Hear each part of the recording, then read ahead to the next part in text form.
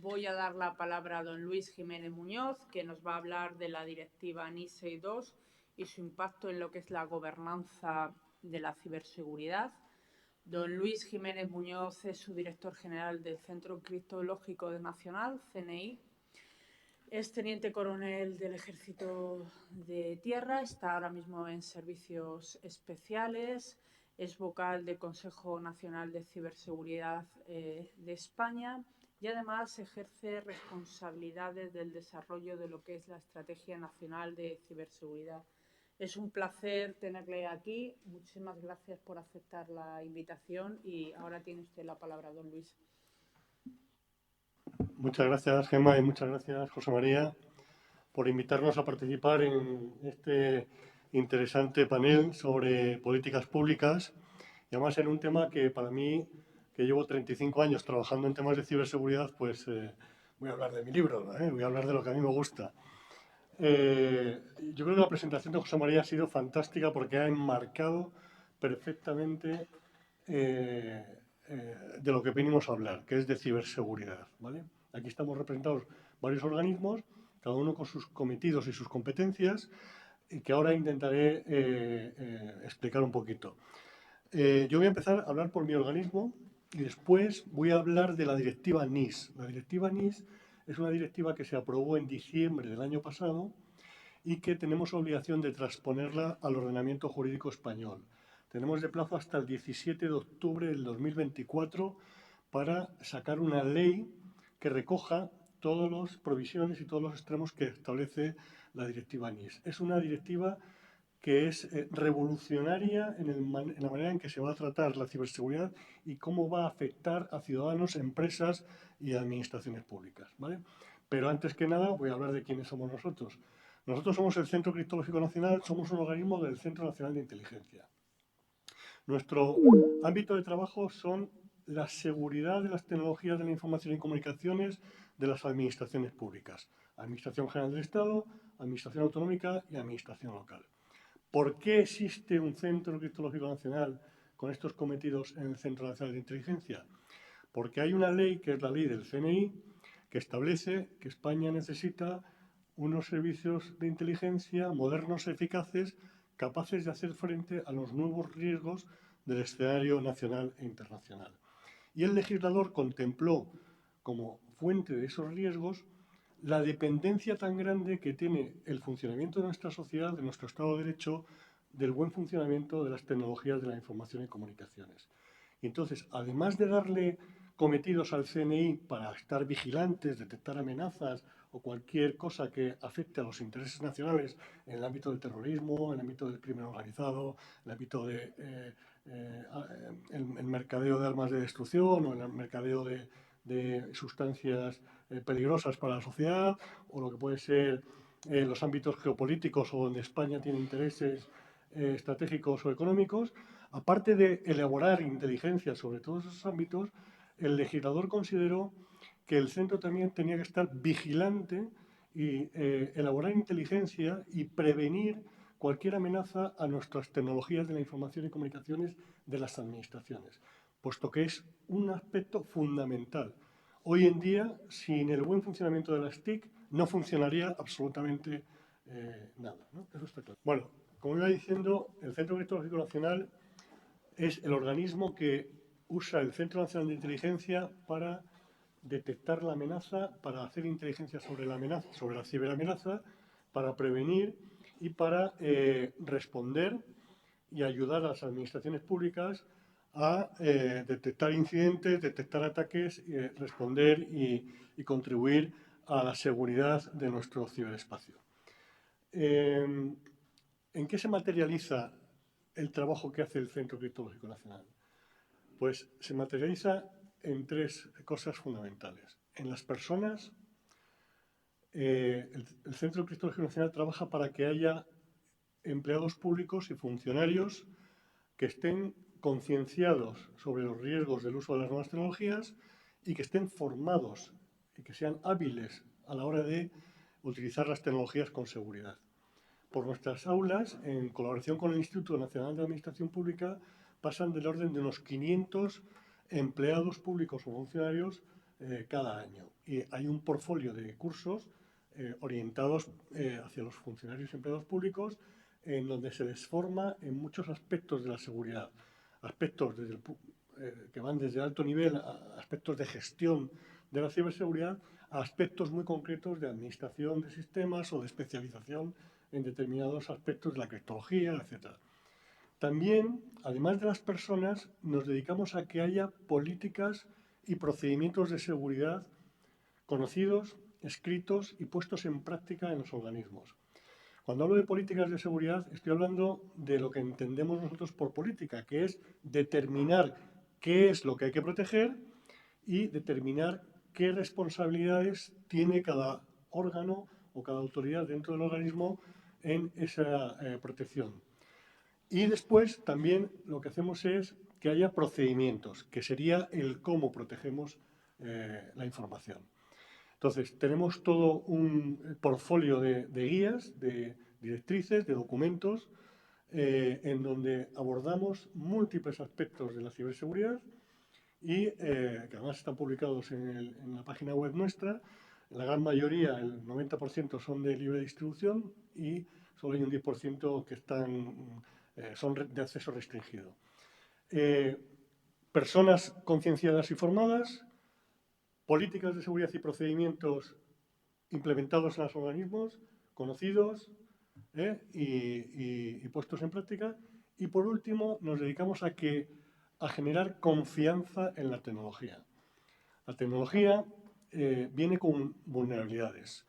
Lo vemos todos los días, que la tecnología viene con vulnerabilidades y antes de desplegar la tecnología en los sistemas de información y comunicaciones de las administraciones públicas, lo que hacemos es evaluarla y de alguna manera certificarla, darle un nivel de confianza en esa tecnología. También tenemos todo un esquema de evaluación y certificación para determinar el grado de confianza que podemos poner en la tecnología a la hora de desplegarla en los sistemas de información y comunicaciones. Y esos son los tres grandes cajones de cometidos y de actividades que realiza el Centro Criptológico Nacional. Y por último, hay un cajón nuevo que nos ha venido hace pocos años, que es el implantar un CERT, un equipo de respuesta ante incidentes de seguridad, que tenga capacidad de responder ante incidentes y tenga capacidad de ayudar a los organismos públicos a restablecer sus servicios, a investigar qué es lo que les ha pasado, a desinfectar los sistemas que estén infectados y a sacar inteligencia, sacar enseñanzas de estos incidentes para distribuirlo al resto de las administraciones públicas para que no les pase lo mismo. Ahora mismo hay 4 grandes amenazas en las que trabajamos fundamentalmente. La primera son lo que se denominan APTs, que son amenazas persistentes avanzadas, que son malware, que es software malicioso, normalmente desarrollado por entidades, organismos o grupos con muy altas capacidades técnicas y que normalmente estos grupos que están patrocinados por estados, lo que van buscando es el robo de información en las administraciones públicas para obtener ventajas políticas, ventajas competitivas ante una negociación internacional, ante un tratado, ante un concurso, etcétera, etcétera. El segundo nivel de amenaza que nos estamos encontrando y que nos está ocasionando muchos quebraderos de cabeza es lo que hemos denominado cibercrimen nacional. Existe una capa de cibercrimen nacional que se dedica a robar información de las administraciones públicas.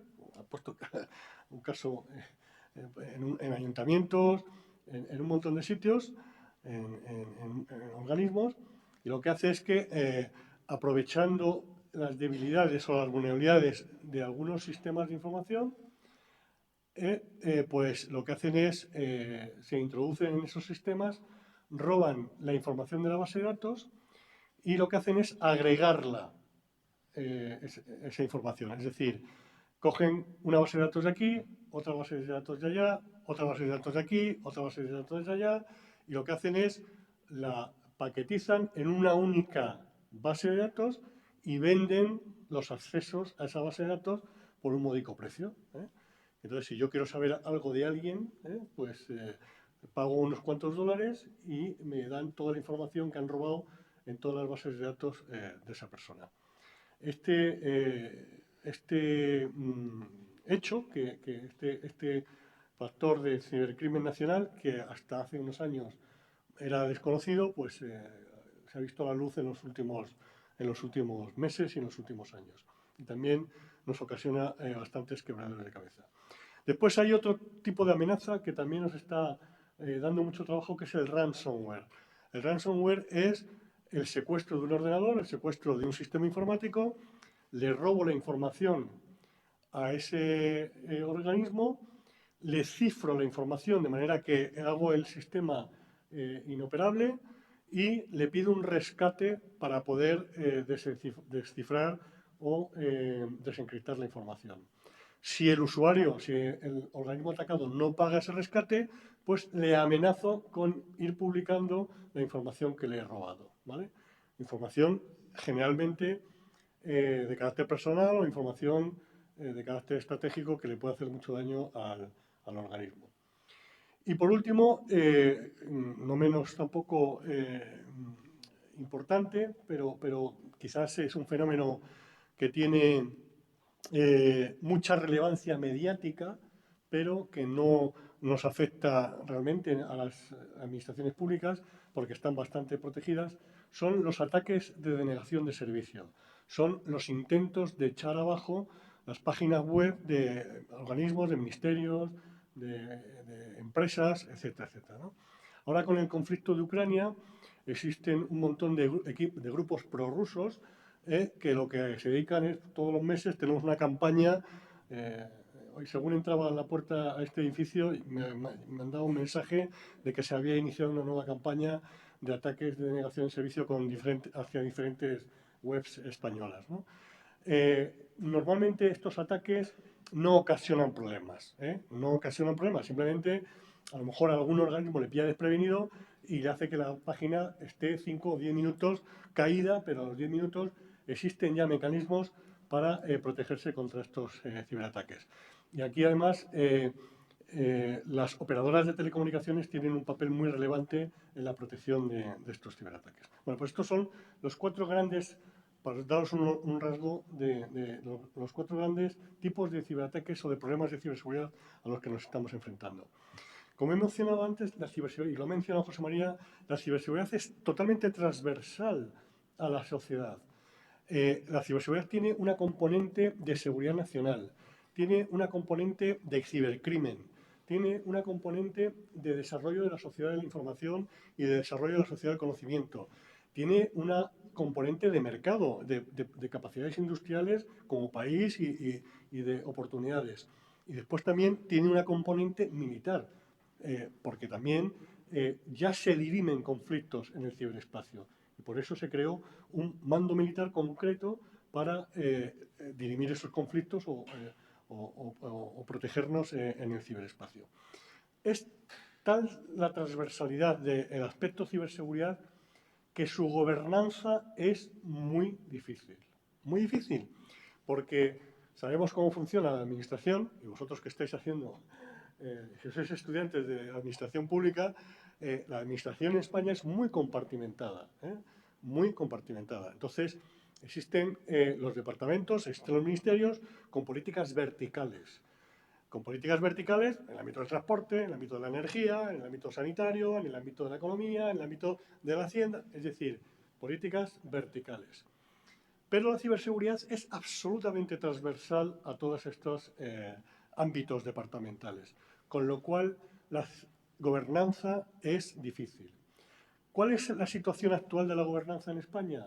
Existe un Consejo de Seguridad Nacional, del cual depende un Consejo Nacional de Ciberseguridad, que tiene una comisión permanente para resolver asuntos, o sea, para tener a alguien con quien hablar, levantar el teléfono en caso de un incidente, en caso de una cuestión grave. Pero son órganos asesores, no tienen capacidades ejecutivas, no tienen capacidades de decir, Estamos ante un problema de estas características, que todos los ministerios apliquen estas medidas de seguridad. No existe ese órgano que tenga potestas para exigir, autoritas para exigir que se cumplan determinados o se implementen determinados requisitos de seguridad, ¿no?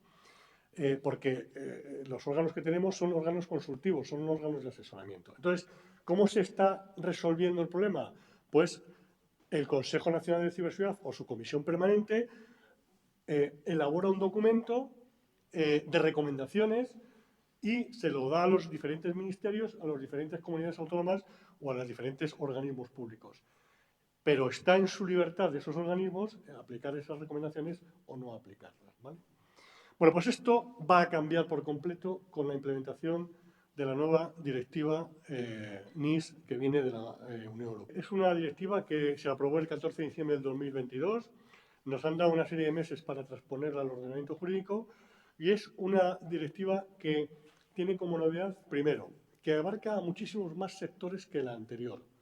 Segundo, que diferencia perfectamente lo que son entidades críticas, servicios críticos, infraestructuras críticas, de lo que son entidades esenciales e importantes. Ahora diré qué son las entidades esenciales e importantes. Las diferencia, porque de hecho la Unión Europea ha sacado dos directivas distintas. Una, que es la 2557 para entidades críticas, que son las que ofrecen, las que operan infraestructuras críticas, y otra, la 2555, que es que los sujetos obligados son las entidades que se determinen que son esenciales o importantes. Eso quiere decir que si con la anterior directiva había un centenar de infraestructuras críticas, con la nueva directiva de entidades esenciales e importantes van a ser cientos de miles las entidades que se van a declarar entidades esenciales e importantes. Después, establece las dos categorías, esenciales o importantes, establece la necesidad de métodos de selección y de registro de esas entidades, establece tiempos de notificación de los incidentes mucho más reducido. Antes, cuando una entidad crítica tenía un incidente de ciberseguridad, tenía obligación de comunicarla a una autoridad y daba unos plazos. Ahora sigue existiendo esa obligación, pero los plazos se han acortado y además se les van a exigir a esas entidades muchísimos más requisitos de ciberseguridad. ¿Cuáles son las entidades esenciales o las entidades importantes? Pues la directiva establece que en función del número de empleados y de la facturación y en función del sector donde operen, se determina si son esenciales o son importantes. Me explico. La directiva dice que hay una serie de sectores que son de alta criticidad. ¿Cuáles son los sectores de alta criticidad? Salud, energía, transporte, el agua sanitaria, las infraestructuras digitales, los proveedores de acceso a Internet, los proveedores de nombres de dominio, las aguas residuales, el espacio, la banca, la administración pública, los servicios de gestión de las infraestructuras tecnológicas, o sea, las operadoras de telecomunicaciones, y las infraestructuras de los mercados financieros. Estos sectores son de alta criticidad. Cualquier entidad, cualquier empresa, organismo público, empresa pública, entidad que tenga más de 250 empleados o facture más de 50 millones de euros es una entidad esencial, con lo cual es sujeto obligado de esta directiva y de la ley que estamos redactando ahora de transposición. Si la entidad tiene entre 50 y 249 empleados y factura entre 10 y 50 millones, es una entidad importante y está sujeta a una serie de obligaciones que establece la directiva. Y el resto no se consideran que son sujetos obligados de la directiva. Pero es que además también establece como sectores importantes otros sectores críticos, como pueden ser los proveedores digitales, los centros de investigación, las empresas de distribución alimentaria, los servicios de correos, los servicios de gestión de residuos, los servicios de manufacturación, grandes servicios de manufacturación, y todo lo que es servicios de distribución y de manufacturación de productos químicos. Todas estas empresas, si facturan más de 9 millones y tienen más de 50 empleados, son entidades importantes y como tal sujetos obligados a cumplir todos los requisitos que establece la directiva y que serán transpuestos en una ley que estamos ahora mismo redactando. ¿Cuáles son los 3 pilares de la directiva NIS? Asigna responsabilidades al Estado, en el sentido de que las autoridades, tiene que haber una autoridad competente por sector, y esa autoridad competente tiene que supervisar el cumplimiento de las obligaciones que se establecen a las entidades esenciales importantes. Segundo, le obliga a que tenga una estrategia nacional de ciberseguridad actualizada. La nuestra actual es del 2019. En cuanto el año que viene, con el nuevo gobierno, probablemente tengamos que hacer una nueva versión de la Estrategia Nacional de Ciberseguridad. Obliga a tener mecanismos de gestión de crisis de ciberseguridad y obliga a tener esquemas de evaluación de la ciberseguridad. Eso a los organismos públicos, a las autoridades competentes. A las entidades, ¿qué les obliga? Les obliga a que establezcan mecanismos de gestión de riesgos en las empresas o en los organismos públicos, si son declarados entidades esenciales. Les obliga a que implanten una gobernanza de la ciberseguridad dentro del organismo. Les obliga a notificar los incidentes que tengan, a los ciberataques que les afecten. Y son sujetos de sanciones si no cumplen todas estas obligaciones. Son sanciones administrativas. Por último, establece una serie de grupos y de mecanismos de cooperación a nivel nacional y con la Unión Europea. Establece el grupo de cooperación que ya existe y sale reforzado. El grupo de cooperación es un grupo en donde lo forman un representante por cada uno de los miembros de la Unión Europea, donde hablan de ciberseguridad y donde se comunican políticas y se comunican incidentes y donde elaboran un informe bienal del estado de la ciberseguridad de la Unión Europea. Se establece la red de CSIR, que ya está establecida, pero que se potencia. Ahora mismo, en esta red de CSIR, estamos los 3 CSIR del Mando Conjunto del Ciberespacio, de INCIBE y del Centro Criptológico Nacional. Se establece la red Ciclón, que es una red para la gestión de crisis.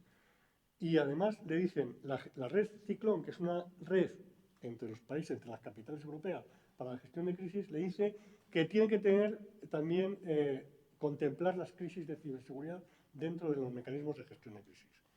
Existe un mecanismo de revisión interpares para que todas nuestras políticas sean homogéneas y después existe también, se establece, y esto es muy importante, un mecanismo de divulgación de vulnerabilidades centralizado. Es decir, que la Unión Europea, digamos que coge el caballo, coge el toro por los cuernos sobre las vulnerabilidades de la tecnología y todos los Estados miembros vamos a comunicar y vamos a intercambiar todas las vulnerabilidades de la tecnología que conozcamos y va a haber una distribución responsable de esas vulnerabilidades. Hay muchas de esas vulnerabilidades que no se pueden hacer públicos porque lo que estás dando es ventajas al atacante, ¿no? Pero sí que se establece un mecanismo de confianza para poder compartir esas vulnerabilidades entre los gobiernos de la Unión Europea. Y por último, se le establece que ENISA, que es la Agencia Europea para la Seguridad de los Sistemas de Información y Comunicaciones, tenga un informe bienal. Me voy a ir más deprisa porque me estoy... ¿Cuáles son los retos que nos enfrentamos? Tenemos que, ahora mismo, existen autoridades competentes, está diseñado para que existan autoridades competentes por cada sector.